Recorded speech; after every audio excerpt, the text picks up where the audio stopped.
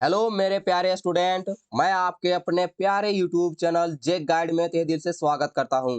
मैं आप लोगों को इस वीडियो में साइंस के 20 वीवीआई ऑब्जेक्टिव क्वेश्चन आंसर का सॉल्यूशन कराऊंगा, जो कि आपके एग्जामिनेशंस के व्यू से बहुत ज़्यादा इंपॉर्टेंट है।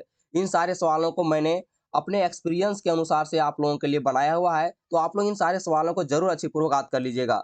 और साथ ही साथ आप लोग को वीडियो को देखते जाइए और यह भी मुझे बताएं कमेंट करके कि आप लोग जो है इन सारे सवालों के आंसर पहले से कितने जानते थे, यानी कितने सवालों के आंसर जो है आप लोग पहले से जाना करते थे, ये जरूर कमेंट करके आप लोग बताइएगा। ठीक है, देखिए पहला नंबर क्वेश्चन से आप लोग को क्या दिया हुआ है कि निम्नांकित में द्रव में कौन अनिश्चित है। तो निम्नांकित में जो आकार है द्रव में अनिश्चित है। देखिएगा, अगर आप गिलास में रखिएगा तो द्रव की आकृति गिलास के अनुसार से हो जाएगी, बाल्टी में रखिएगा तो बाल्टी के अकॉर्डिंग हो जाएगी, अगर कहीं दूसरे जगह पे रखिएगा, कोई भी स्पेस जो लेता है कोई जगह उसमें आप रख दीजिएगा तो उसके अनुसार से वो हो जाती है। तो द्रव जो है उसकी अनिश्चित आकृति आकार में ही है। ठीक है, क्वेश्चन नंबर देखिए 2 क्या दिया हुआ है कि 573 केल्विन तापक्रम बराबर है। तो आप इसका आंसर किस प्रकार से निकालिएगा। अगर इस तरह के सवाल अगर आपके एग्जाम में कभी भी पूछा जाए तो आप क्या करेंगे, सबसे पहले ध्यान रखना कि आपको केल्विन लिख देना है, बराबर का 273 डिग्री ऐसे करके लिखेंगे।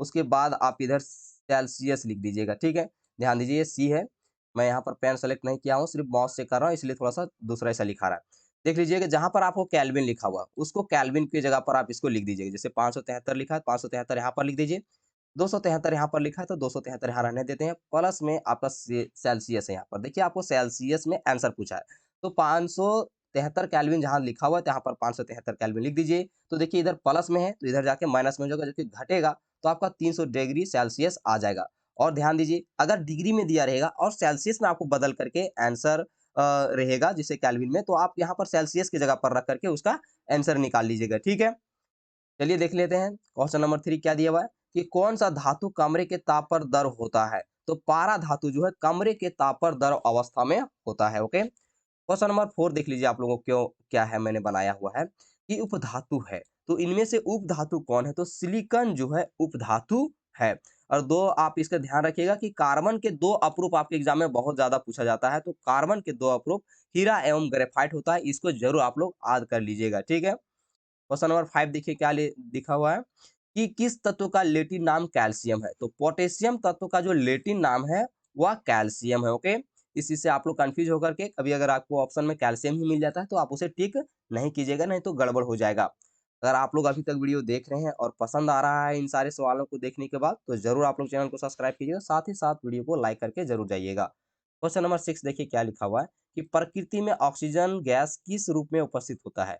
तो ये हमारे वातावरण में प्रकृति में जो ऑक्सीजन गैस जो है अणु के रूप में उपस्थित होती है। क्वेश्चन नंबर 7, परमाणु के नाभिक की खोज किसने किया। तो परमाणु के नाभिक की खोज जिन्होंने किए थे उनका नाम था रदरफोर्ड। क्वेश्चन नंबर 8, कैंसर के उपचार में किसके समस्थानिक का उपयोग किया जाता है। तो कैंसर के उपचार में कोबाल्ट समस्थानिक का उपयोग किया जाता है। क्वेश्चन नंबर 9, जीवन की मौलिक इकाई क्या है। तो जीवन की मौलिक इकाई कोशिका है। ओके, क्वेश्चन नंबर 10, कोशिका झिल्ली किसमें उपस्थित होती है।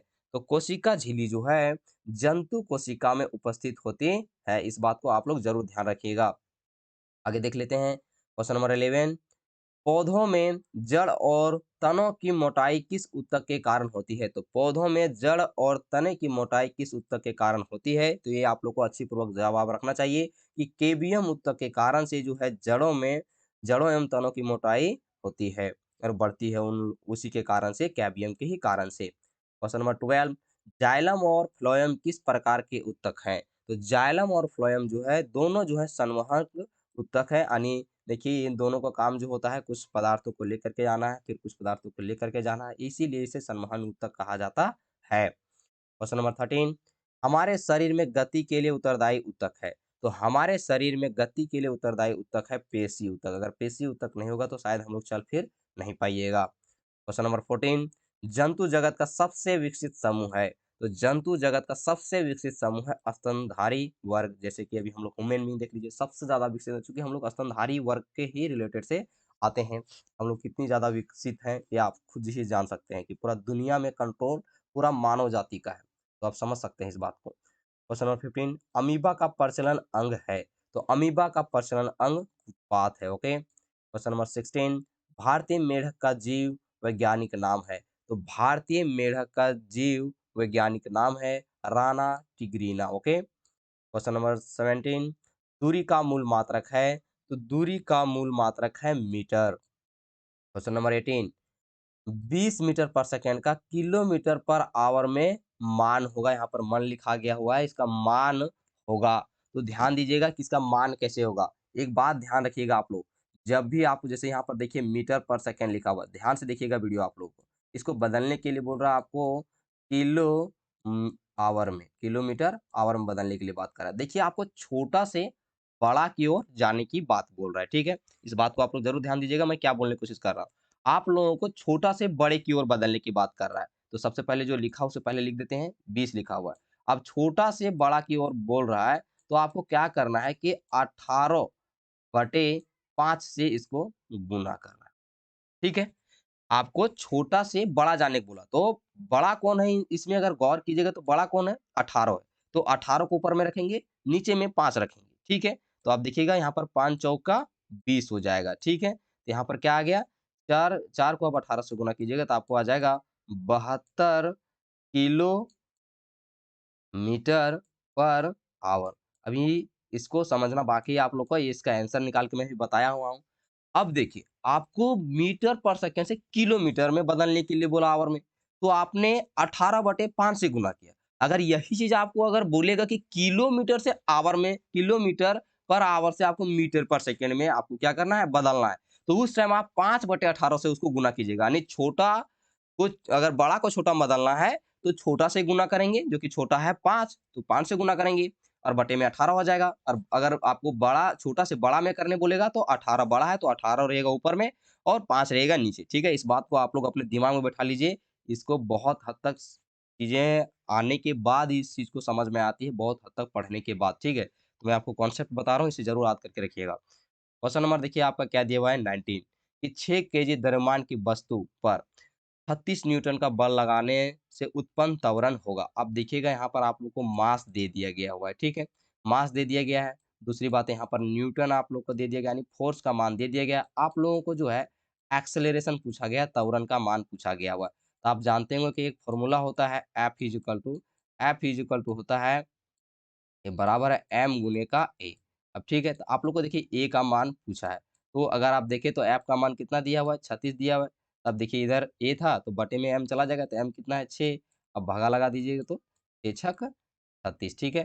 तो a का मान आपका आ गया 6 6 मीटर पर सेकंड स्क्वायर, क्योंकि त्वरण का जो एसआई मात्रक होता है वह मीटर पर सेकंड स्क्वायर होता है, ठीक है। इस बात को जरूर आप लोग ध्यान रखिएगा। क्वेश्चन नंबर देखिए 20 क्या लिखा हुआ है? भार का मान सभी जगह होता है।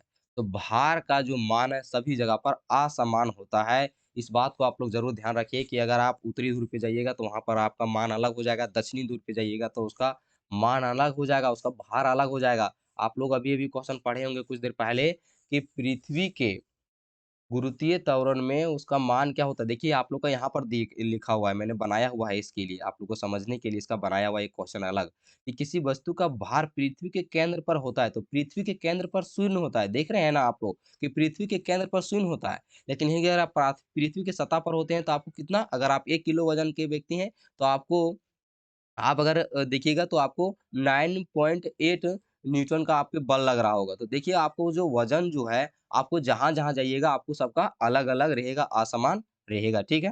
अगर आपको समझने को मिला होगा इस साइंस की इन सारी बातों को, तो आप लोग ज़रूर वीडियो को लाइक कर दीजिएगा, साथ ही साथ आप लोग चैनल को सब्सक्राइब कर दीजिएगा।